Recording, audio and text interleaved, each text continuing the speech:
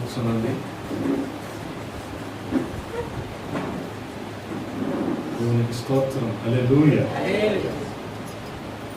మన ప్రభువును ప్రియరక్షకుడైన యేసుక్రీస్తు శ్రేష్టమైన నామంలో నేటి ఆరాధనకు కూడి వచ్చిన మీ అందరికీ కూడా నా హృదయపూర్వకమైన వందనాలు తెలియజేస్తూ ఉన్నాను. దేవుని మహాకృప కనికరాలను బట్టి దేవుడి రీతిగా ప్రతి ఒక్కరిని సజీవుల సంఖ్యలో ఉంచి మరొక ప్రభు దినాన ఆయన సన్నిధిలో మనం ఉండడానికి ప్రభువు సహాయం చేశారు. హల్లెలూయా. నేటి వాక్య ధ్యానము కొరకు లేఖనాల నుంచి ఒక మాటను చదువుకుందాం. పరమగీతము మొదటి అధ్యాయము 8వ వచనాన్ని చదువుతూ ఉన్నాను. 8వ వచనాన్ని చదువుతూ ఉన్నాను. గమనించండి. నారీమణి సుందరి, అది నీకు తెలియకపోయినా మందల అడుగు జాడలను బట్టి నీవు పొమ్ము, మంద కాపరుల గుడారముల యొద్ద నీ మేక పిల్లలను మేపుము. ప్రార్థన. మమ్మల్ని అతి మిక్కిలిగా ప్రేమించిన మా ప్రియ పరలోకపు తండ్రి, ఈ ఉదయకాల సమయంలో మరొకసారి మీ పాద సన్నిధి చేరటానికి మీరు చూపిన కృపను బట్టి స్తోత్రాలు. గడిచిన కాలం మీ రెక్కల నీడలో భద్రపరిచారు, క్షేమాన్ని సమృద్ధిని మాకు అందించారు. వందనాలు. మరొక ప్రభు దినాన మీ సన్నిధిలో మేము ఉండటానికి సహాయము చేశారు. నాయనా, మీ ప్రియులను నడిపించారు. రావాల్సిన వారిని ఇంకా త్వరపెట్టి తీసుకొని రండి. మీరు ఏర్పాటు చేసిన ఈ లేఖన భాగాన్ని బట్టి స్తుతిస్తూ ఉన్నాం. ఈ లేఖనాన్ని మా వినికిడిలో దీవించండి. మా సమయాన్ని దీవెనకరంగా మార్చండి. మీ అద్భుత ఆశ్చర్య కార్యాలు మా మధ్యలోన జరిగించండి అయ్యా. లేఖనంలోని సత్యాలను మేము గ్రహించులాగున మా హృదయాలను తెరవండి, సహాయము చేయండి. నన్ను మరుగు చేసి మీరే మాతో మాట్లాడండి. సమస్తాన్ని మీ స్వాధీనంలో ఉంచుకొనమని మీకే మహిమలారోపిస్తూ యేసయ్య పరిశుద్ధ నామంలో అడిగి వేడుకుంటున్నాము తండ్రి. ఆమేన్. దేవునికి స్తోత్రం. హల్లెలూయా. ప్రభునందు ప్రియ సహోదరి సహోదరులారా, మనం ఎంతగానో ఆత్మీయంగా బలపడటానికి పరమగీతాలలోని సంగతులు, వాటి ధ్యానాలు మనకి చాలా బాగా ఉపయోగపడతాయి. ఒకవేళ 8 అధ్యాయాలే కదా ఉంది, ఒక గంటన్నరలో చదివేయచ్చు అనుకుంటే చదివేయచ్చు. అక్షరార్థంగా మనం కొంత గ్రహించవచ్చు. కానీ ఎప్పుడైతే వరుడైన యేసుక్రీస్తు ప్రభువారు వధువు సంఘానికి మధ్య జరుగుతున్న సంభాషణలాగా మనం అర్థం చేసుకోగలిగితే, ఏదో ప్రియురాలు ప్రియుడికి మధ్య సంభాషణ కంటే వరుడైన యేసుక్రీస్తు ప్రభువారు వధువు సంఘం మధ్య జరుగుతున్న సంభాషణ, వారి మధ్య జరుగుతున్న ముచ్చట్లుగా మనం అర్థం చేసుకోగలిగితే మనకి ఇవి ఆత్మీయంగా ఎంతగానో ఉపయోగపడతాయి. అందుకని షొలమితి మాట్లాడుతూ ఉంటుంది. సొలొమోను రాజు కొన్ని సందర్భాల్లో మాట్లాడతాడు, కొన్ని సందర్భాల్లో ప్రశ్నిస్తాడు. కొన్నిసార్లు షొలమితి అందాన్ని వర్ణిస్తూ ఉంటాడు, కొన్నిసార్లు షొలమితిని పొగుడుతూ ఉంటాడు. ఇన్ని రీతులుగా పరమగీతాల గ్రంథం కొనసాగిపోతూ ఉంటుంది. మధ్యలో యెరూషలేము కుమార్తెలు, సియోను కుమార్తెలు, వీరు కూడా గుంపుగా మాట్లాడుతూ ఉంటారు. ఈ రీతిగా పరమగీతాల గ్రంథం కొనసాగిపోతూ ఉంటుంది. మెట్టుకు దేవునికి సంఘానికి, అనగా దేవుడు తన స్వరక్తాన్ని ఇచ్చి సంపాదించుకున్న సంఘానికి మధ్య జరుగుతూ ఉన్న ఈ సహవాసాన్ని గనక మనం అర్థం చేసుకోగలిగితే పరమగీతము ఖచ్చితంగా మనకు ఆశీర్వాదకరంగా ఉంటుంది. అందుకనే 7వ వచనంలో షొలమితి అడిగిన ప్రశ్నకు 8వ వచనంలో సొలొమోను రాజు చెప్తున్న సమాధానాన్ని మనం చదువుకున్నాం. 7వ వచనాన్ని మనం గమనించగలిగితే షూలమ్మితి అడుగుతుంది, ఏమంటుంది? నా ప్రాణప్రియుడా, నీ మందను నీ వెచ్చట మేపుదువో, మధ్యాహ్నమున నెచ్చట నీడకు వాటిని తోలుదువో నాతో చెప్పుము. ముసుగు వేసుకొనిన దాననై నీ జతకాండ్ల మందల యొద్ద నేనెందుకొండవలెను? ఇది ఆమె ప్రశ్న. నేను అక్కడ ఎందుకు అలాగ ఉండాలి? నువ్వెక్కడ మేపుతావో చెప్పు, నేను అక్కడికి వస్తాను. వీళ్ళ మధ్యలో నేను ముసుగేసుకొని ఎందుకు ఉండాలి? ఎందుకనంటే ఆ తర్వాత అధ్యాయాల్లో కూడా షూలమ్మితి తన పరిస్థితిని చెప్పుకుంటూ ఉంటుంది. ఏమని? నేను నల్లని దానను. అంటే వాస్తవానికి నేను ఎన్నిక లేని దానను, నాకు ఏ గుర్తింపు లేదు, నాకు ఎటువంటి గౌరవం కూడా లేదు. అందుకని నేను ముసుగు వేసుకొని ఉండాల్సి వస్తుంది. కాబట్టి నువ్వు ఎక్కడుంటావో చెప్పు, నేను కూడా అక్కడికే వచ్చేస్తాను. అర్థమవుతుంది కదా ఎంత గొప్ప అనుభవం ఇది. మనం కూడా ఈ లోకంలో 60 సంవత్సరాలు, 65 సంవత్సరాలు, 70 సంవత్సరాలు, ఇక బైబిల్ చెప్పిన ప్రకారం అధిక బలం ఉంటే 80 సంవత్సరాలు. తర్వాత ఏమనిపిస్తుంది? ఆయన దగ్గరికి మనం వెళ్ళాల్సిందే కదా. ఇది షూలమ్మితి సొలొమోనుకు జరిగిన సంభాషణలో సార్వత్రిక క్రైస్తవ సంఘం అర్థం చేసుకోవలసిన సత్యం ఏంటంటే, ఇక్కడ ఎంతకాలం ఉంటాం మనం? ఆయనతోనే నిత్యత్వాన్ని మనం గడపటానికి సిద్ధపడి ఉండాలి. గమనించండి.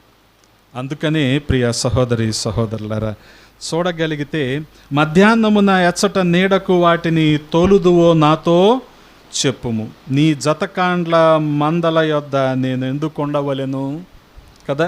దానికి ఆయన ఇస్తున్న సమాధానం ఏంటి? నారీమణి సుందరి, అది నీకు తెలియకపోయినా, నేను ఎక్కడ మేపుతానో నా మందలని నీకు తెలియదా? అది ఆమె ఏమంటుంది ఆయన్ని? నా ప్రాణప్రియుడా అంటుంటే ఆయన ఏమంటున్నాడు ఆమెని? నారీమణి సుందరి. ఒక మాటలో చెప్పాలంటే సొలొమోను రాజు షూలమ్మితిని ఏమంటున్నాడంటే, షూలమ్మితి తన గురించి తాను ఏంటన్నా ఇబ్బంది? షూలమ్మితి తన గురించి తానేమో ఎన్నిక లేని దానిగా వర్ణించుకుంటుంటే, సొలొమోను రాజు మాత్రం ఆమెను ఏమంటున్నాడు? సుందరి అంటున్నాడు. అంటే ఒక మాటలో చెప్పాలంటే నారీమణి సుందరి, అది నీకు తెలియకపోయినా.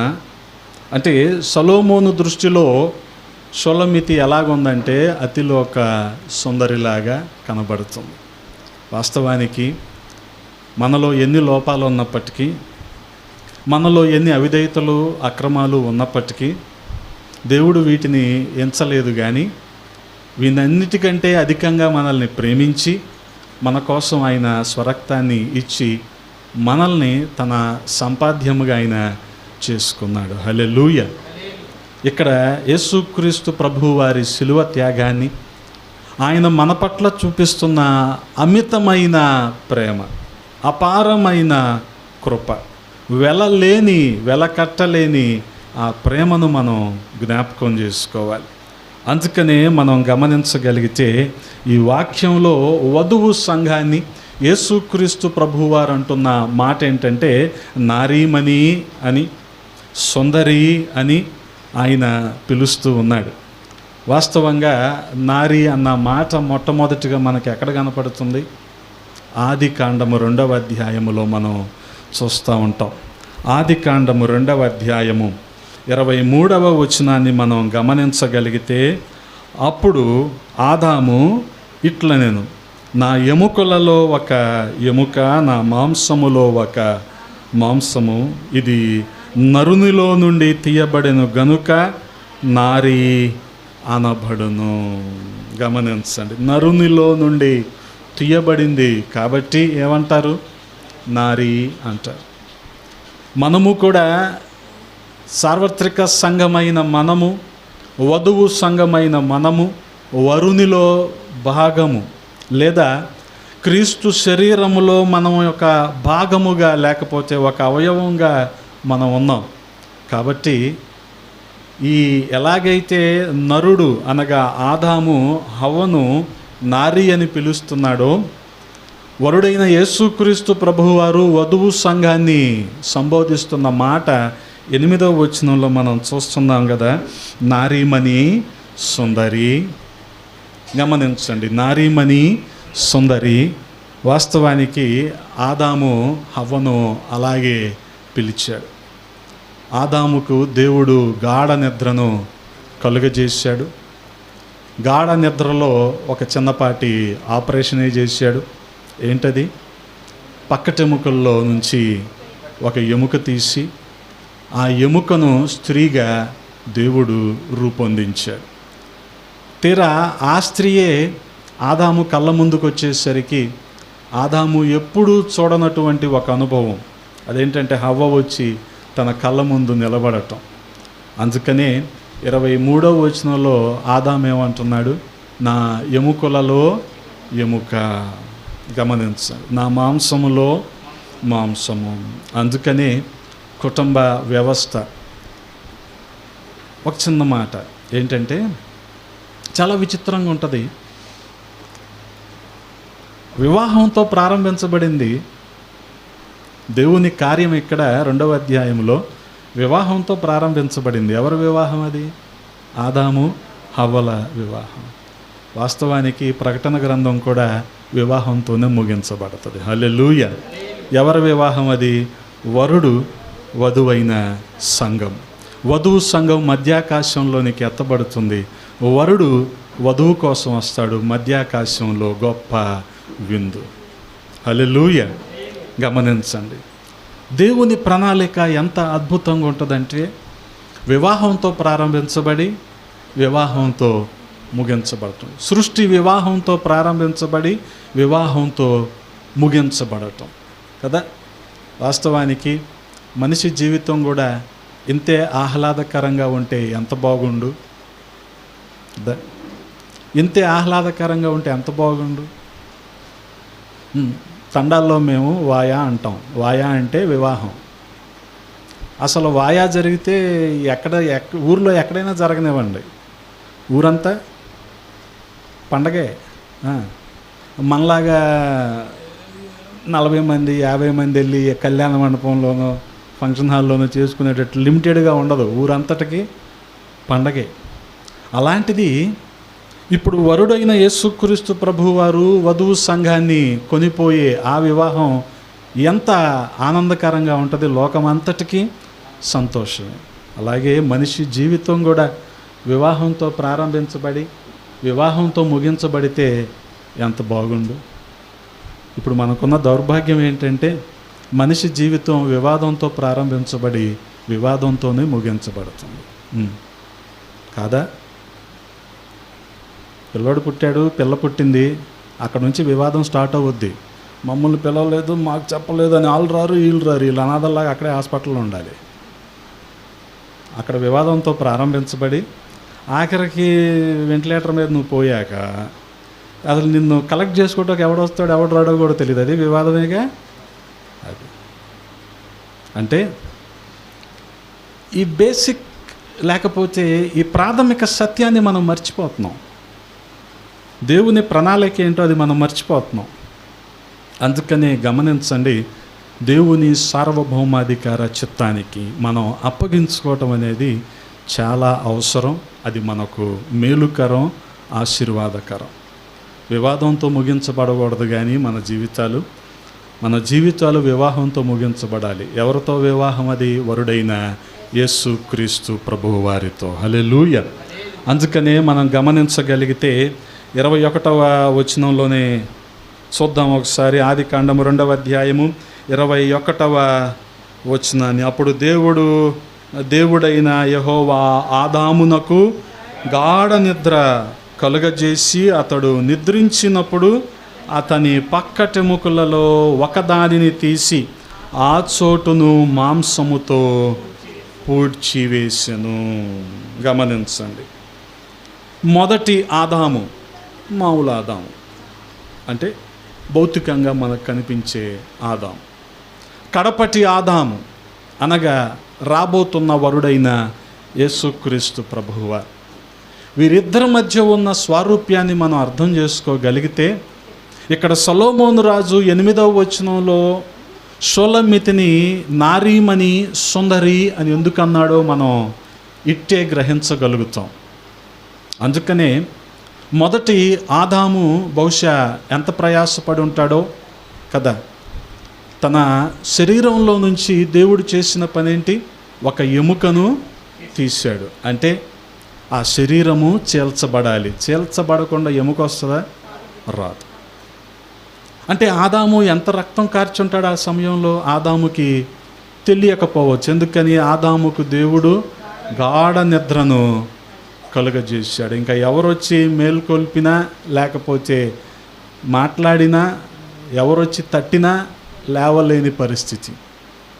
అదే రీతిగా యేసుక్రీస్తు ప్రభువారికి కూడా ఆయన యెషయా గ్రంథము 53వ అధ్యాయములో చెప్పబడిన రీతిగా వదకు తేబడిన గొర్రెపిల్ల బొచ్చు కత్తురించే వారి దగ్గర ఎలాగ మౌనంగా ఉంటుందో, యేసుక్రీస్తు ప్రభువారు ఆయన్ని బాధించే వారి దగ్గర, ఆయన్ని హింసించే వారి దగ్గర అలాగే ఆయన నోరు తెరవకుండా మౌనంగా ఆయన ఉన్నాడు.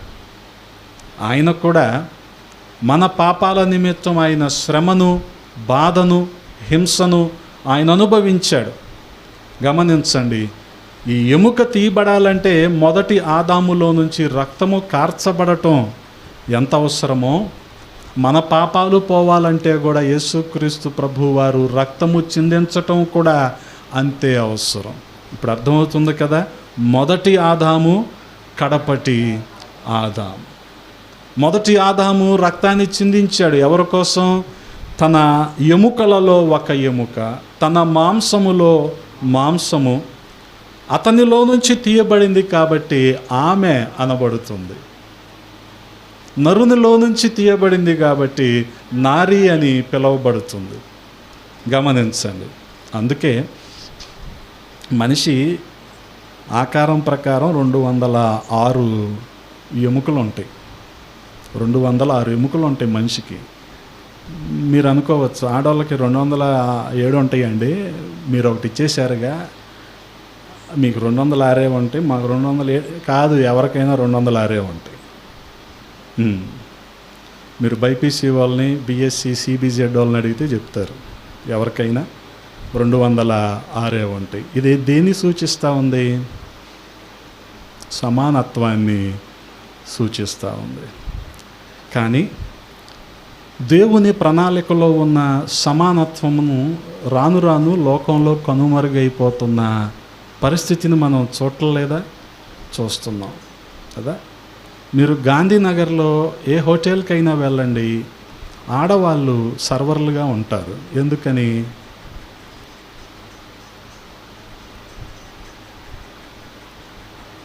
ఆడవాళ్ళ కూలీ తక్కువ చెప్పరేంటి? అదే నువ్వు మగ మనిషిని పెట్టుకుంటే 700, 800 ఇవ్వాలి. ఆడ మనిషిని పెట్టుకుంటే 400 ఇస్తే చాలు. మాట్లాడరేంటి? ఇటువంటి సామాజిక అంశాలు మీకు తెలియవా? పోనీ పొలం పనుల్లో కూడా అంతేగా. మిరపకాయలు తీస్తారు మా తండాల్లో, అబ్బో ఆడ మనిషికి అయితే 300. 300 కోసం మహాతల్లి ఉదయం వెళ్ళి సాయంత్రంగా వస్తుంది.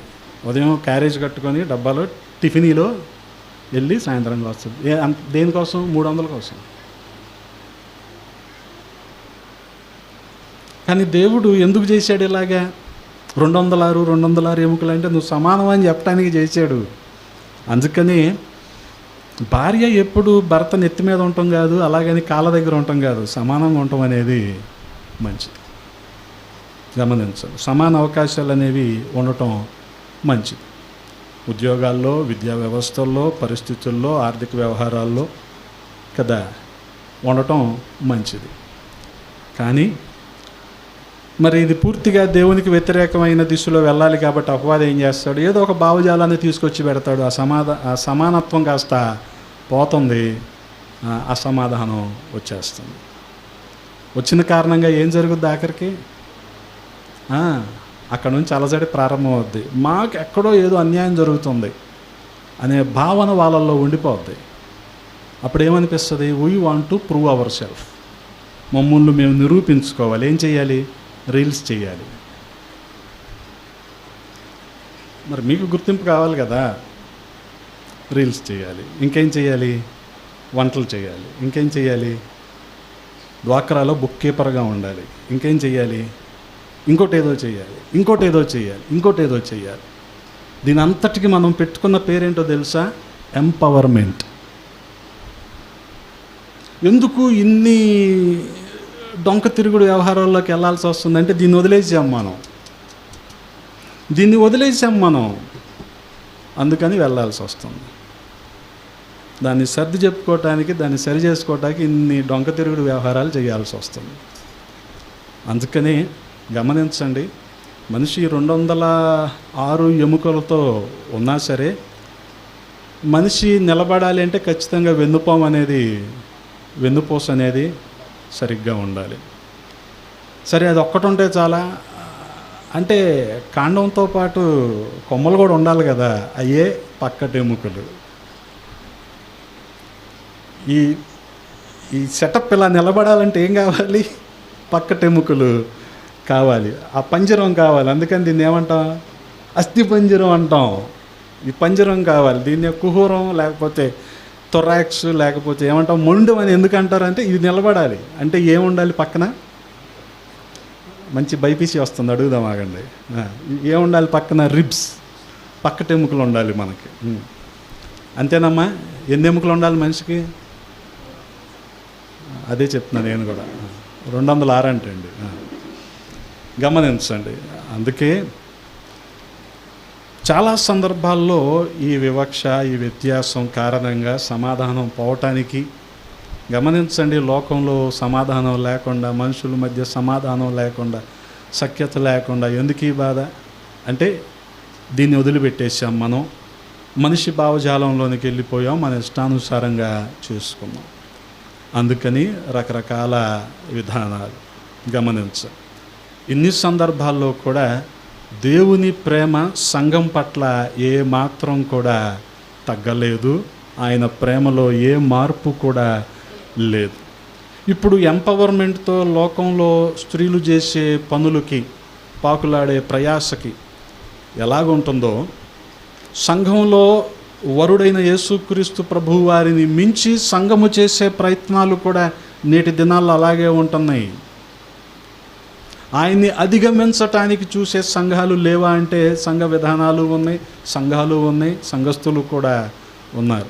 వాస్తవానికి ఎందుకు ఈ ఆరాధనలు, ఎందుకు ఈ సహవాసం అంటే ఆయన్ని మహింపరచడానికే కదా, మనల్ని మనం పొగుడుకోవటానికి కానీ కాదు, మనల్ని మనం చూపించుకోవటానికి అస్సలు కాదు, మనల్ని మనం గొప్ప చేసుకోవటానికి అస్సలు కాదు.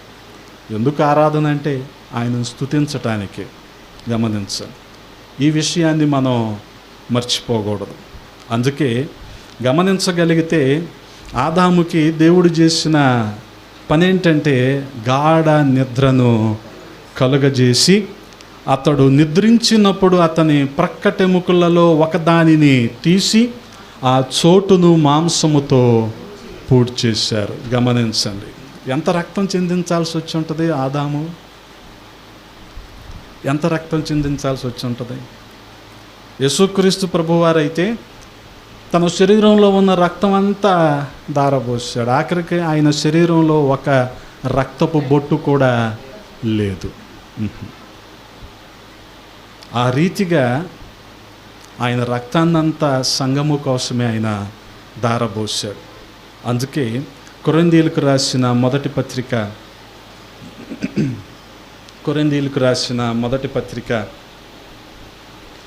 15వ అధ్యాయము 45వ వెరీ గుడ్ బాగా తీస్తున్నావు, అలాగే తీయాలి, అలవాటు చేసుకో. అది అవ్వకపోతే ఫోన్ పెట్టేసుకో, నో ప్రాబ్లం. 45వ వచనాన్ని మనం గమనించగలిగితే, ఇందు నిమిత్తమై ఆదామును మొదటి మనుష్యుడు ఏమయ్యాడు? జీవించు ప్రాణి ఆయను. అందుకనే నేల మంటిలో నుంచి తీసి తన పోలికలో తన స్వరూపంలో మనిషిని చేసి నాసికా రంధ్రాల్లో జీవవాయువును ఆయన ఊదాడు. అందుకనే జీవించే మొదటి ఆదాము ఏమయ్యాడు? జీవించే ప్రాణి అయ్యాడు. కానీ కడపటి ఆదామైన యేసుక్రీస్తు ప్రభువారు ఏమయ్యాడు? జీవింపజేయు ఆత్మ. హల్లెలూయ. గమనించండి, జీవింపజేయు ఆత్మ. కానీ ఇద్దరూ పొందిన ప్రయాస ఒకే రీతిగా ఉంది. అదేంటంటే ఇద్దరూ కూడా రక్తాన్ని చిందించారు. తన శరీరంలో భాగమైన హవ్వ కోసం ఆదాము రక్తాన్ని చిందించాడు. క్రీస్తు శరీరంలో భాగమైన సంఘం కోసం కూడా యేసుక్రీస్తు ప్రభువారు రక్తాన్ని చిందించాడు. హల్లెలూయ. అందుకనే ఆ అమూల్యమైన రక్తము ద్వారా మనము కడగబడి పరిశుద్ధపరచబడి రక్షణ పాత్రను మనం చేతబుచ్చుకొని ఆయన సన్నిధికి చేరుతా ఉన్నాం. అటువంటి సంఘాన్ని ఆయన ఏమంటున్నాడు? నారీమణి, సుందరి అని ఆయన సంబోధిస్తూ ఉన్నాడు. గమనించండి, ఆదాము హవ్వను పొందుకోవటానికి కోసం, లేకపోతే హవ్వను భార్యగా పొందుకోవటం కోసం గాఢ నిద్రలోకి వెళ్ళాడు 21వ వచనంలో. అలాగే వధువు సంఘాన్ని సంపాదించుకోవటం కోసం యేసుక్రీస్తు ప్రభువారు కూడా గాఢ నిద్రలోకి వెళ్ళారు. ఎన్ని రోజులు? 3 రాత్రులు. హల్లెలూయ. అందుకే ఆయన యోనా కంటే గొప్పవాడు. హల్లెలూయ. గమనించండి, ఆయన గాఢ నిద్రలోకి వెళ్ళాడు 3 రాత్రులు. ఆ రీతిగా ఆయన మరణించి సమాధి చేయబడి ఆ సమాధిలో ఆయన 3 రోజులు ఆ రీతిగా ఆయన ఉన్నాడు. అందుకనే సంఘం కోసం ఆయన అప్పగించుకున్నాడు. తనను తాను ఆయన అప్పగించుకున్నాడు. దాన్ని బట్టే మనం ఈ రోజున ఆయనను ధైర్యంగా చేరుకోగలుగుతూ ఉన్నాం. హల్లెలూయ. అంత మాత్రమే కాదు, 21వ వచనంలోనే చెప్పబడినట్లుగా, ఆదికాండము 2వ అధ్యాయం 21వ వచనంలోనే చెప్పబడినట్లుగా ఆదాము గాయపరచబడ్డాడు. ఆదాము గాయపరచబడ్డాడు. కాదంటారా? ఆ పక్కటెముక తీయాలంటే చెప్తున్నాను కదా, రక్తాన్ని ఆదాము చిందించక తప్పదు. రక్తాన్ని ఆదాము చిందించక తప్పదు. జయమ్మ గారు ఎదరికొస్తారా? అక్కడ కూర్చుంటే మీ చూపులు కూడా ఆ చూపుల్లానే ఉన్నాయి. ఎదరికొచ్చేయండి. ఆ కుర్చీ ప్రభావం అలాంటిది.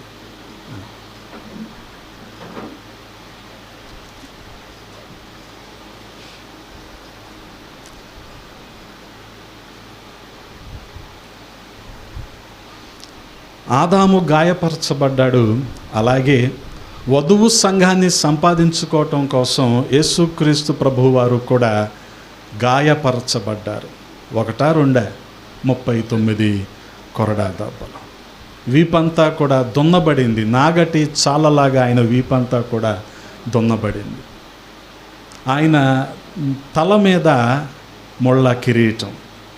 ఆఖరికి ఆయన తల మొదలుకొని అరికాలు వరకు కూడా ఆయన గాయపరచబడ్డాడు. ఎవరి కోసం? వధువు సంఘము కోసం. హల్లెలూయ. ఎలాగా ఆదాము గాఢ నిద్రలోకి వెళ్ళాడో యేసుక్రీస్తు ప్రభువారు సమాధి చేయబడి గాఢ నిద్రలో ఉన్నారు.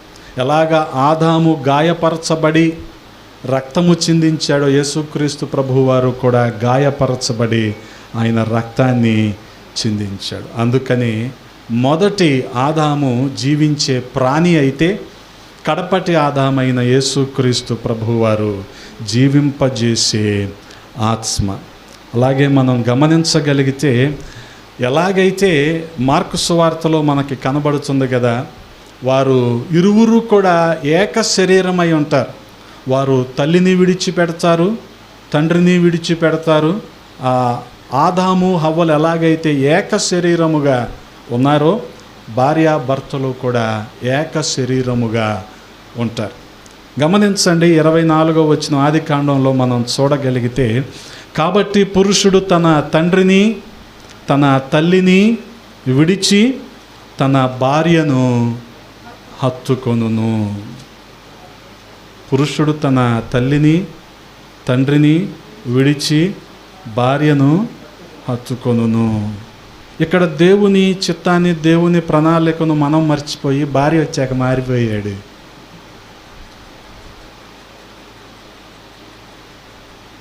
వాళ్ళు ఏక శరీరం అండి, వాళ్ళతో సపరేట్ ఫ్యామిలీ. మొక్క ఎదగక ముందు ట్రీ గార్డు పెడతారేమో, పశువులు వచ్చి మేసేయకుండా, మేకలు వచ్చి పాడు చేయకుండా. అది ఇంతలావు కాండం అయ్యాక కూడా ట్రీ గార్డు పెడతారు ఎవరైనా? పెడితే ఏమంటారు? బుద్ధిహీనత అంటారు. అవసరం లేదు, స్కాఫోల్డింగ్ అవసరం లేదు ఆ టైంకి, దానికి ఆ సపోర్ట్ అవసరం లేదు. అలాగే తల్లిదండ్రులు పిల్లల్ని కొంత మేరకు వారు ప్రయోజకులు అయ్యేంత వరకు విద్యాబుద్ధులు చెప్పించడం కానీ, వారు జీవితంలో నిలబడటానికి, స్థిరపడటానికి ఏర్పాటు చేసే కానీ చేస్తారు. కానీ జీవితకాలం ఆ ట్రీ గార్డు పెట్టినట్టు కంచి పెట్టే ఉంచితే వాళ్ళు ఎప్పుడు తెలుసుకుంటారు? అందుకే గత వారంలో కూడా మీకు నేను జ్ఞాపకం చేశా, ఎల్లకాలం మమే అన్నట్టు ఉండకూడదు.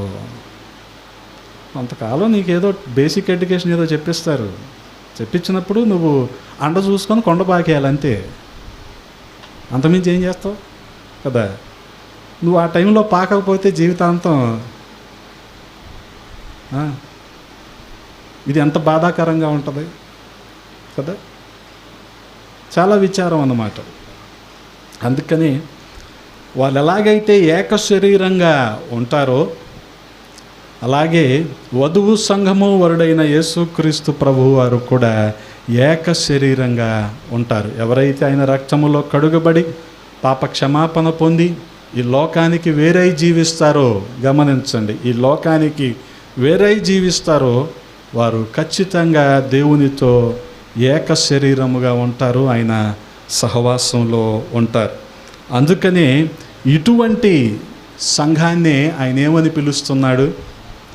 నారీమణి సుందరి అని పిలుస్తున్నాడు. వాస్తవానికి ఆయన మన భౌతికపరమైన విషయాలను బట్టి మన సౌందర్యాన్ని కోరుకునేవాడు కాదు, కానీ మన అంతరంగ సౌందర్యాన్ని, ఆత్మీయ పరిపక్వతను ఆయన కోరుకునేవాడు. హల్లెలూయా. మన అంతరంగ సౌందర్యం. సమూయేలు ప్రవక్త కూడా యెషయి కుమారుల్ని అభిషేకించటానికి వచ్చినప్పుడు సమూయేలు ఆలోచన ఏంటంటే, ఇతను ఎత్తుగా ఉన్నాడు, యుద్ధానికి సరిపోతాడు, ఇతను బలంగా ఉన్నాడు, యుద్ధానికి సరిపోతాడు. ఆయన దృష్టి అంత ఎలాగ ఉంది.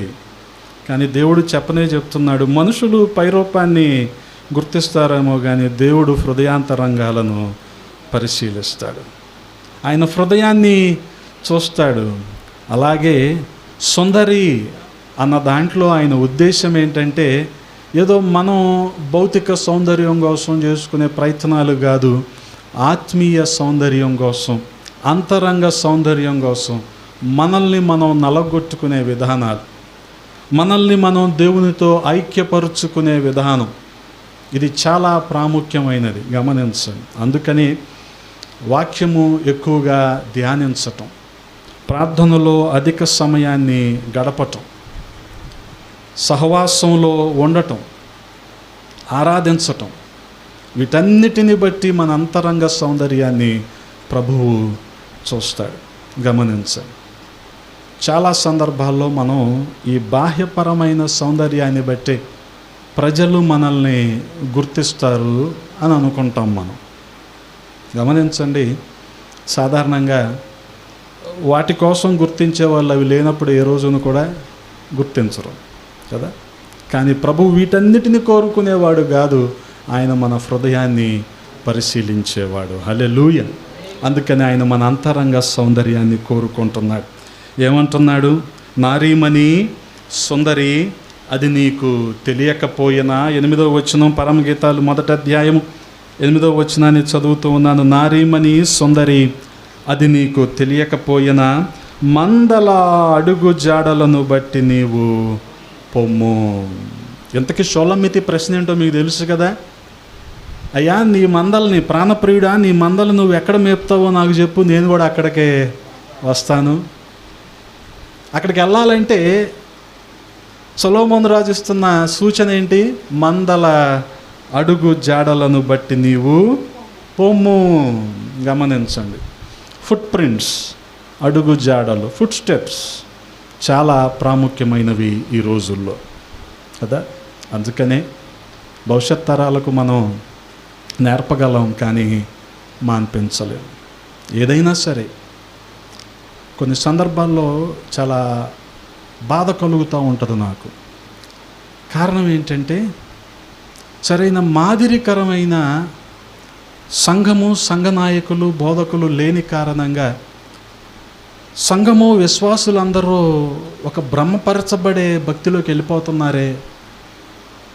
వాళ్ళకిష్టమైన, వాళ్ళ చెవులకు ఇంపుగా ఉండే, వాళ్ళని ఖండించని, వాళ్ళని సరిదిద్దని, వాళ్ళకి ఏదో మభ్యపెట్టే బోధ జోలికే వెళ్తున్నారే. సరిచేయబడే బోధను పట్టించుకోవట్లేదనే బాధ నాకు కలుగుతూ ఉంటుంది. అందుకని విశ్వాసులు కూడా రాను రాను రిస్క్ తీసుకోవట్లా. వాళ్ళకి ఏం కావాలంటే చెవులకు హాయిగా ఉండాలి, ఏసీ ఉండాలి. చెవులకు హాయి అంటే ఏంటి? నువ్వు ఆశీర్వదించబడతావు, నువ్వు దీవించబడతావు, నువ్వు దీవించబడటానికే దేవుడు నిన్ను పిలిచాడు. ఇది చెవులకు హాయిగా ఉంటుంది. ఆ మనుష్యుడు నువ్వే నాతాను వచ్చి దావీదుతో చెప్పినట్టు ఖండించినట్టు మాట్లాడితే ఈ రోజున మానేసే పరిస్థితులు. వారు మానితే మా పరిస్థితి ఏంటి అని బోధకులు కూడా రాజీ పడిపోయి బోధ చేస్తున్న రోజులు. ఇక ఏ అడుగు జాడలు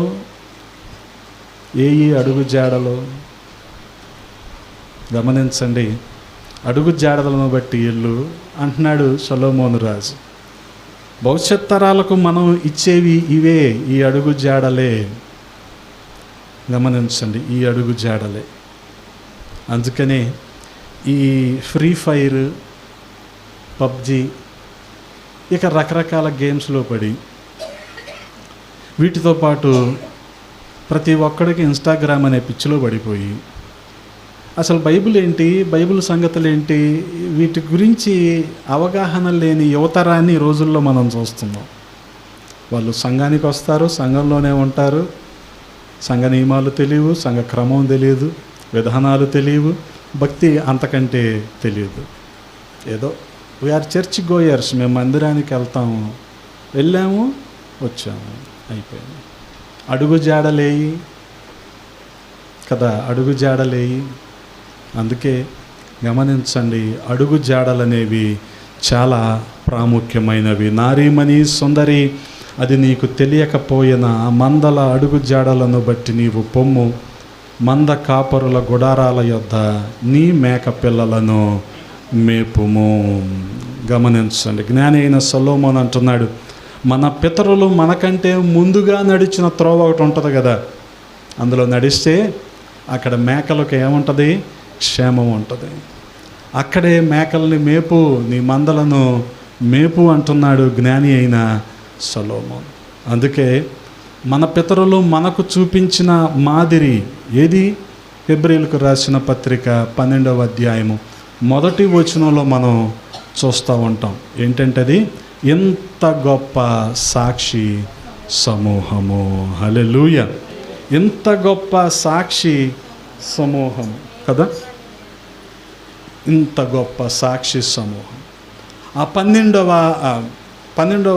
అధ్యాయం 1వ వచనంలో ఎంత గొప్ప సాక్షి సమూహం అంటున్నాడు. ఎంత గొప్పదో 11వ అధ్యాయంలో మనం చూస్తూ ఉంటాం. దాదాపు 33 మంది విశ్వాస వీరులు. వాళ్ళు విశ్వాసాన్ని బట్టి సమస్తాన్ని కూడా జయించారు. విశ్వాసాన్ని బట్టి దేవునికి మహిమ తెచ్చారు కదా. ఆ రీతిగా అంత గొప్ప సాక్షి సమూహము మనకు వదిలి వెళ్ళిన మాదిరి. హల్లెలూయా! మందల అడుగు జాడలంటే వాస్తవానికి క్రొత్త నిబంధన మంద, పాత నిబంధన మంద రెండూ ఉన్నాయి అనుకుందాం. ఏదేమైనప్పటికీ 2 మందలు చేసిన పని ఏంటంటే విశ్వాసాన్నే మనకు బోధించాయి. హల్లెలూయా! ఏంటి విశ్వాసం? దేవుని మీద ఆధారపడటం. దేవుని మీద ఆధారపడటం. మనుషులకు అది విడ్డూరంగా అనిపించవచ్చు, కానీ అది దేవుడు మనకిచ్చిన గొప్ప కృప. కేవలం ఆయన మీద మాత్రమే మనము ఆధారపడే విధానము. హల్లెలూయా! ఆ రీతిగా మనం చూడగలిగితే ఆ మాదిరిని గురించి పేతురు మాట్లాడుతూ ఉంటాడు. గమనించండి, పేతురు రాసిన మొదటి పత్రిక 2వ అధ్యాయము 21వ వచనంలో మనం చూడగలిగితే, ఇందుకు మీరు పిలువబడితిరి, క్రీస్తు కూడా మీ కొరకు బాధపడి మీరు తన అడుగు జాడల యందు నడుచుకొనున్నట్లు మీకు మాదిరి ఉంచి పోయెను. గమనించండి, పేతురు చాలా స్పష్టంగా మాట్లాడుతున్నాడు. మందల అడుగు జాడలంటే మనము మన భవిష్యత్ తరాలకు అందిస్తున్న మాదిరి, భవిష్యత్ తరాలకు అందిస్తున్న మాదిరి. గమనించండి,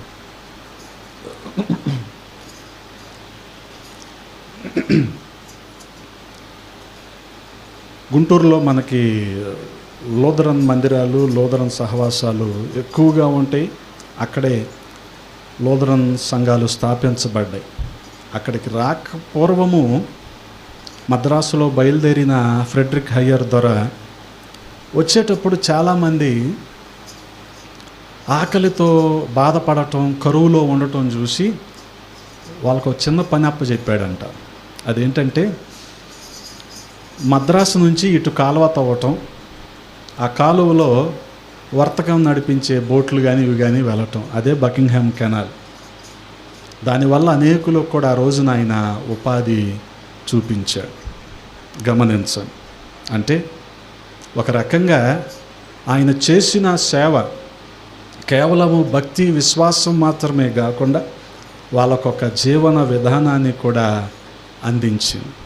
అంటే ఆ లూథరన్స్ ఎంత మాదిరికరమైన సేవ చేశారు. కానీ ఇప్పుడు ఈ వాస్తవాలు తెలియని నేటి కాలంలో ఉన్న లూథరన్స్ కొట్టుకు సావటమే తప్ప, కోర్టులకు వెళ్ళటమే తప్ప వీళ్ళకి ఏమీ తెలియదు. వాస్తవానికి ఈ కోర్టులకు వెళ్ళే వాళ్ళు చెప్పా కదా, ఆఖరికి ఎవరు తింటారు అవన్నీ? లాయర్ తింటాడు. అది ఎవరు తినరు, లాయర్ తింటాడు. ఎందుకు తినాలాడు? అదా మా చెల్లేగా తిన్నాయి, మా తమ్ముడేగా తిన్నాయి అనుకోవాలి. అనుకుంటే ఎంత మనశ్శాంతిగా ఉంటుందో తెలుసా? అది మనమేం రోడ్డు మీద అడుక్కుంటాయి కదా. పునాలు తిన్నందువల్ల మేము తింటున్నామని చెప్పుకోగలరా? చూపించుకోగలరా? ఇది మాది అని చెప్పుకోగలరా? చెప్పుకోలేరే. అర్రే, మధ్యలో లాయర్ ఎందుకు తినాలి? అందుకని చెప్తారు జనాలు, మోషే ధర్మశాస్త్రం లేకుండా లా ఉందా? లాయర్లు ఉన్నారా? చట్టం ఉందా? లేదు కదా, నువ్వెందుకు వెళ్ళకూడదు అంటూ ఉంటారు. వెళ్తే ఏమవుద్ది? అదే అవుద్ది. అందుకని మొన్న మన హైకోర్టులోనే వాళ్ళు ఎంతో పంచుకుంటే 44 గజాలు వచ్చినాయి అంట. 6 పిల్లలు పంచుకుంటే ఒక్కొక్కరికి 44 గజాలు. హైకోర్టు జడ్జి అడిగిందంట వాళ్ళని, 44లో మీరు ఏం చేస్తారు అని. కదా, కనీసం జగనన్న ఇచ్చే కాలనీ 72 గజాలు ఉంటుంది కదా. మరి ఇప్పుడు 44 గజాలు వీళ్ళు ఏం చేద్దామని పంచుకుని కదా. దాని బదులు ఎవడో అందులో ఉంటాడుగా, బాగా ఆకలి ఉన్నవాడు, బాగా ఆశ ఉన్నవాడు, ఆడికి వదిలేస్తే ఆడు తింటూ ఉంటాడు జీవితాంతం, పరాన్న జీవిలాగా తింది. అందుకని ఈరోజు లూథరన్స్ చేసే పని ఏంటంటే ఇవన్నీ విడిచిపెట్టేసి, వాళ్ళంత మాదిరి చూపించారు కానీ ఆ అడుగు జాడల్లో నడవని వీళ్ళు ఈ రోజున చేస్తున్న పని ఏంటంటే కోర్టులకు వెళ్ళటమే. కాబట్టి గమనించండి, మాదిరిని అనుసరించటం కూడా చాలా ప్రాముఖ్యమైన సంగతి కదా. అందుకే ఏమంటున్నాడు? మందల అడుగు జాడలను బట్టి నీవు పొమ్ము, మంద కాపరుల గుడారముల యొద్ద నీ మేక పిల్లలను మేపుము అంటున్నాడు. అందుకే దేవుడు కూడా మనకొక మాదిరిని ఉంచాడు కదా. మార్కు సువార్త 3వ అధ్యాయంలో వారిని తన పనికి పిలిచాడు.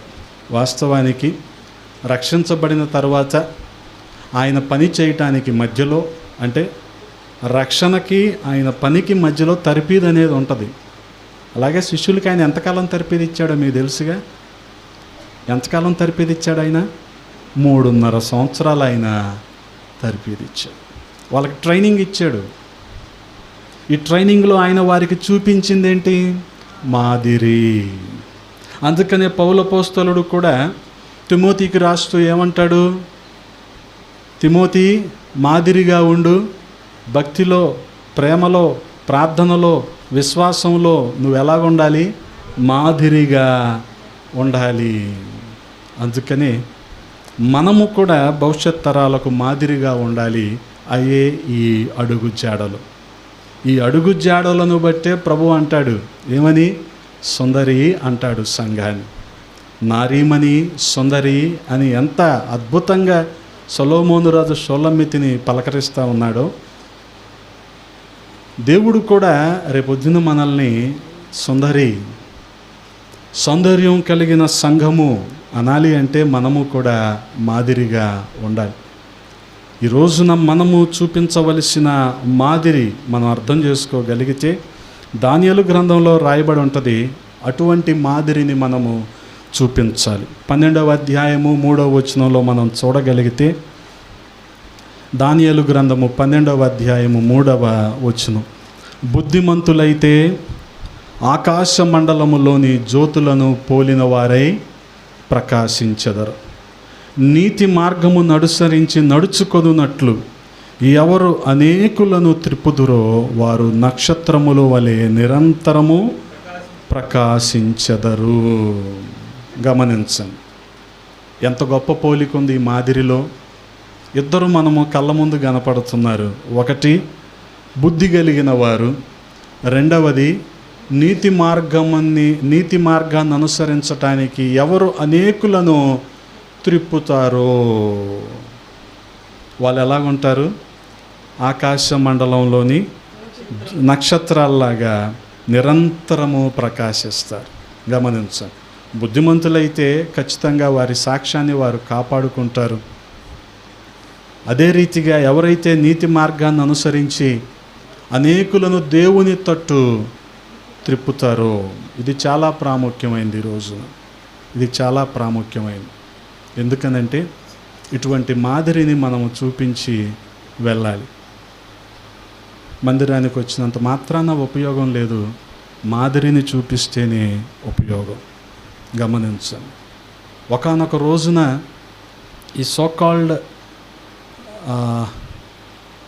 ప్రాస్పరిటీ గాస్పల్ చెప్పే వాళ్ళందరూ, ఆశీర్వాదం గురించి చెప్పే వాళ్ళందరూ బోధలు విన్న తర్వాత ప్రజలకు ఏమనిపిస్తుందో తెలుసా? ఇలాంటి వాళ్ళక మనము చెవి ఇచ్చింది అనిపిస్తుంది. ఎందుకనంటే ఒకనాటికి ఇవన్నీ కూడా కనుమరుగైపోతాయి అన్న సంగతి వాళ్ళు అర్థం చేసుకుంటారు. గమనించండి, అందుకే మనం చూడగలిగితే ఎప్పుడు మనం మాదిరిని ఉంచగలుగుతామంటే ఎప్పుడు మనం యథార్థంగా ప్రవర్తిస్తామో, ఎప్పుడు బుద్ధిమంతుల్లాగా మన సాక్ష్యాన్ని మనం కాపాడుకుంటామో, ఎప్పుడైతే అనేకుల్ని కూడా ప్రభు తట్టు మనం తిప్పేవారిగా ఉంటామో. ఈ రోజున మన దౌర్భాగ్యం ఏంటంటే మన తట్టు తిప్పుకోవడమే సరిపోతుంది, మన చుట్టూ తిప్పుకోవడమే సరిపోతుంది. దీనివల్ల ఏమవుతుంది? పని వాళ్ళందరూ ఒక 60 మంది ఉంటే అక్కడ పని ఆగిపోతుంది. కానీ జనాలు దానికి పెట్టే పేరేంటంటే టీము కదా, దానికి మళ్ళీ ఒక పనికి ఆహార పథకం, ఇవన్నీ పని జరగదు. గమనించు. అందుకే ఈరోజున మనకున్న భయంకరమైన సమస్య ఏంటంటే డబుల్ స్టాండర్డ్స్. మాదిరి లేకపోగా మనుషుల్లో, భక్తి విధానాల్లో, వారి విశ్వాసంలో డబుల్ స్టాండర్డ్స్ కదా. చెప్పేది ఒకటి, చేసేది ఇంకొకటి. అంటే బోధ ఒకటి, బ్రతుకు ఇంకొకటి. దీన్నే మనం ద్వంద్వనీతి అంటాం కదా.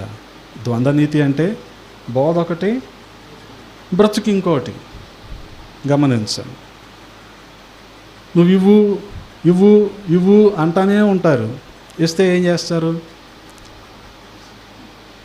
వీళ్ళ పిల్లల్ని విదేశాల్లో చదివిస్తారు.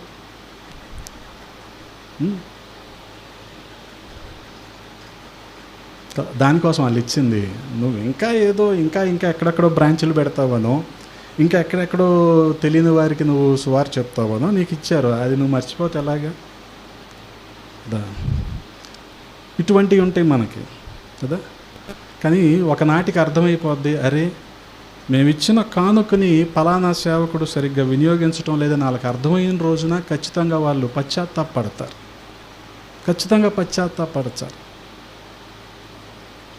ఎందుకనంటే దేవుని సొమ్ము విలాసం కోసం కాదు కదా, దేవుని సొమ్ము అవసరాని కోసమే, మందిర అవసరతల కోసం, పరిచర్య అవసరతల కోసం, విలాసం కోసం కానే కాదు. గమనించాం. అందుకని ప్రతి అవసరతను ఆయన తీరుస్తాడు, ఇందులో ఏ సందేహం కూడా లేదు. కానీ ప్రతి విలాసాన్ని ఆయన తీర్చడు. ఈరోజు మనిషికి కావాల్సింది విలాసం, ఇలా గొప్పగా ఉండాలి, వీళ్ళలో నేను గుర్తింపు పొందాలి. ఈ విలాసాలు తీర్చడం మా దేవుడు నీ అవసరతలు తీరుస్తాడు. ఇది మర్చిపోకూడదు. మన అవసరతలు, ప్రతి అవసరత ఆయన నామంలో తీర్చబడునుగాక. విలాసాలు కాదు, విలాసాలు కాదు. ఎందుకనంటే పరిచర్యకు వచ్చిన కొత్తలో నేను మన సంఘంలోనే ఒక ఇంటికి వెళ్తే షోకేసులో కల్వరి ఆయన ఇస్తాడు కదా చెక్క ముక్క, అది ఉంది. చెన్నైలో జీసస్ కాల్స్ వాళ్ళు ఇస్తారు కదా, అది కూడా ఉంది. నేను అడిగా, అంకుల్ అది ఉంది ఇది ఉంది, ఇందులో హోరేబుల్ ఏదేంటి అన్నా. నువ్వు ఇస్తే మేము పెట్టుకుంటాం అన్నాడు. ఆ రెండు ఊరికి ఇవ్వలేదు కాళ్ళు, నువ్వు 10,000 కట్టి ప్రార్థన చేయించుకుంటూ ఇచ్చారు నీకు.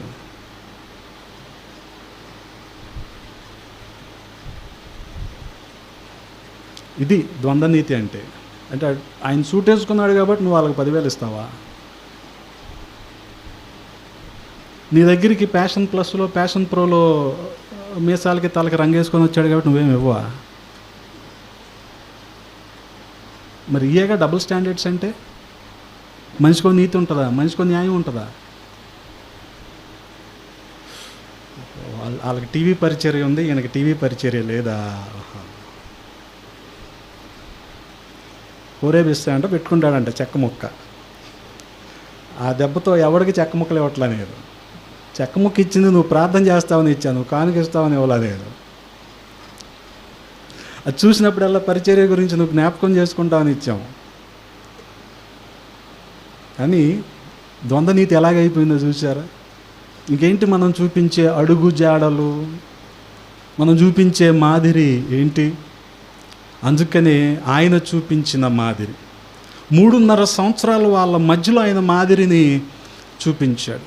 ఆయన ప్రార్థనా సమయం, ఆయన ఏకాంతంగా ప్రార్థనలో గడిపే విధానం, ఆయన రోగుల్ని స్వీకరించే విధానం, ఆయన దయ్యాలను వెళ్ళగొట్టే విధానం, ఆయన ప్రకృతిని గాలిని గద్దించిన విధానం గమనించండి.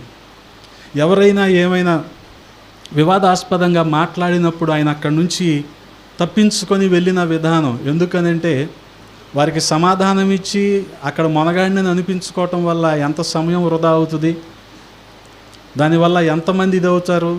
అందుకని ఆయన అక్కడి నుంచి చక్కగా చెప్పుకునేవాడు. ఇది ఉందా ఈ రోజున? ఈ మాదిరి ఉందా ఈ రోజున? గమనించండి. ఎంతసేపు మనిషి హైలైట్ అవ్వాలి, మనిషి కనిపించాలి. ఈ మాదిరే తర్వాత తరాలకు వెళ్తే వ్యక్తుల పూజ అది ఉంటుంది, కానీ దేవుణ్ణి ఆరాధించడం అనేది దాదాపుగా కనుమరుగైపోద్ది. చాలా ప్రమాదకరం. అందుకని మందల అడుగు జాడలను బట్టి వెళ్ళటం షోలమ్మితికి ఎంత అవసరమో, మనము మన తర్వాత తరాలకు మాదిరికరమైన విశ్వాసాన్ని, భక్తిని, ప్రార్థనా జీవితాన్ని అందించటం కూడా అంతే ప్రాముఖ్యమైంది. గమనించండి. టీనేజ్ వచ్చి ఇక పలానా రిఫరెన్స్ తీయటం రావట్లేదు అంటే ఏ మాదిరిని చూపించాం మనం? టీనేజ్లో ఈ తరంలో ఒక రిఫరెన్స్ తీసి చదవటం తర్వాత సంగతి. చదివిన దగ్గర నుంచి పంపుల దగ్గర కొట్టుకున్నట్టు 2-3 ఒకేసారి తీసి చదువుతూ ఉంటారు. అటువంటి మనం ఎంకరేజ్ చేయకూడదు. కనీసం తీసి చదవాలి కదా, చూడాలి కదా. చూస్తే ఇది నీ కళ్ళు అలా మనసులోకి వెళ్తుంది, ఎంత కార్యం జరుగుద్ది. వీటిని మనం మర్చిపోతే ఎలాగా? ఎక్కడ పోతున్నాం మనం? ఏ మాదిరిని కలిగి ఉంటున్నాం? మన అడుగు జాడలు ఏం చూపిస్తున్నాం తర్వాత తరానికి కదా? చాలా జాగ్రత్తగా ఉండాలి, చాలా జాగ్రత్తగా ఉండాలి. బుద్ధిమంతుల్లాగా మన సాక్ష్యాన్ని మనం కాపాడుకోవాలి, అనేకుల్ని ప్రభు తట్టు తిప్పాలి. అప్పుడు ఎలాగుంటారు వీళ్ళు? నక్షత్రాల్లాగా ఉంటారు. తెలుసుగా మీకు, నక్షత్రం స్వయం ప్రకాశితమైంది, ఎవరి సహాయం దానికి అవసరం లేదు. చంద్రుడి మీద అయినా సరే సూర్యుని కాంతి పడి చంద్రుడు మనకు కనపడతాడేమో కానీ, అందుకనే పగటి నేలటానికి పెద్ద జ్యోతిని, రాత్రి నేలటానికి చిన్న జ్యోతి. అందుకనే సాక్ష్యాన్ని కాపాడుకున్న వారికి కొంత గుర్తింపే. ఏంటది? ఆకాశ మండలంలో జ్యోతుల్లాగా ఉంటారు వాళ్ళు. దానియేలు 12:3. ఆకాశ మండలంలో ఎలా ఉంటారు వాళ్ళు? జ్యోతుల్లాగా ఉంటారు. కానీ అనేకులు ప్రభు వద్దకు నడిపించే వాళ్ళు ఉంటారు చూడండి, వాళ్ళు ఎలాగుంటారు? నక్షత్రాల్లాగా ఉంటారు. హల్లెలూయా. ప్రభు వద్దకు నడిపించాలి. ఇటువంటి మాదిరిని మనం కలిగి ఉండాలి. అటువంటి అడుగు జాడలు మన తర్వాత తరానికి మనం చూపించాలి. మనం ప్రార్థనలో, మన భక్తిలో, మన విశ్వాసంలో ఈ అడుగు జాడలు చూపించలేకపోతే, చెప్తున్నాను, క్రైస్తవ్యం ప్రమాదకరమైన పరిస్థితుల్లోకి వెళ్ళిపోతుంది, ప్రమాదకరమైన భక్తిలోకి వెళ్ళిపోతుంది. ఎందుకు? మాదిరిని కలిగి లేకపోవటం. మాదిరిని కలిగి ఉండాలి. అప్పుడే ఆయన ఏమంటాడు? సంఘాన్ని చూసి సుందరి అంటాడు. ఆయనే రేపొద్దున మేఘవాహనం మీద వచ్చేటప్పుడు, ఆర్భాటంతో, ప్రధాన దూత శబ్దంతో ఆయన వచ్చేటప్పుడు, ఆ బోరధ్వని మోగగానే ఇక్కడ వధువు సంఘము ఆరోహణం అవుతుంది మధ్యాకాశంలోని. ఈ వధువు సంఘాన్ని ఎదుర్కోవటానికి ఆయన మధ్యాకాశంలోకి వస్తాడు. అప్పుడు ఆయన ఏమంటాడు? సుందరి అంటాడు. హల్లెలూయా. ఆయన మన సౌందర్యాన్ని కోరుకుంటున్నవాడు. అందుకే మనం చూడగలిగితే, ఇందాక మనం 45వ కీర్తనలో కూడా చదువుకున్నాం కదా, 11వ చరణంలో, ఈ రాజు నీ ప్రభువు, అతడు నీ సౌందర్యమును కోరినవాడు, అతనికి నమస్కరించుము. అందుకనే గమనించండి, 2వ చరణంలో కూడా అంటున్నాడు కదా, నరుల కంటే నీవు అతి సుందరుడువై ఉన్నావు, నీ పెదవుల మీద దయారసము పోయబడి ఉన్నది, కావున దేవుడు నిత్యము నిన్ను ఆశీర్వదించును. హల్లెలూయా. గమనించండి, ఇటువంటి దైవికమైన ఆశీర్వాదాలతో, మేళ్లతో దేవుడు ప్రతి ఒక్కరిని కూడా నింపునుగాక. ఆమేన్. సంఘము మాదిరి కలిగిన సంఘముగా, అనేకులు కూడా అడుగు జాడల్లో నడవగలిగిన సంఘముగా ఉండునుగాక. ఆమేన్. ఆమేన్. అందుకే 13వ చరణంలో కూడా అంటున్నాడు కదా, అంతఃపురములో నుండి రాజకుమార్తె కేవలము మహిమ గలది, ఆమె వస్త్రము బంగారు బుటా పని చేసినది. ఆ రీతిగా మనం ఉండాలి అంటే, దేవునికి మహిమకరంగా మనం ఉండాలి అంటే, మనము మాదిరిని కలిగి ఉండాల్సిన అవసరత ఉంది. అటువంటి మాదిరిని మనము కలిగి ఉందుము గాక. ఆమేన్. తలలు వంచండి, ప్రార్థన చేసుకుందాం. పరిశుద్ధుడా, ప్రేమ కలిగిన తండ్రి, ఈ ఉదయకాల సమయంలో కొద్ది మాటలు ధ్యానించటానికి మీరు చూపిన కృపను బట్టి స్తోత్రాలు.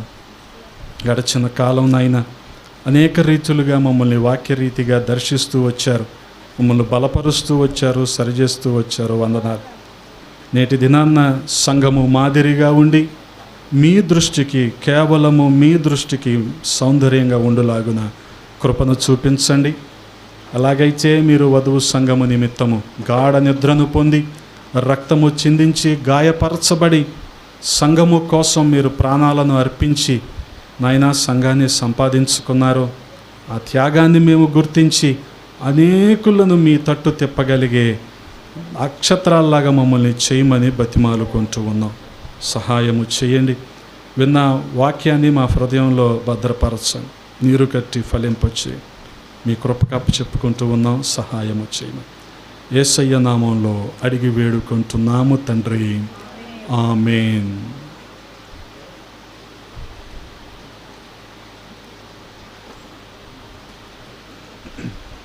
ఈ సమయంలో మనందరం లేచి నిలబడి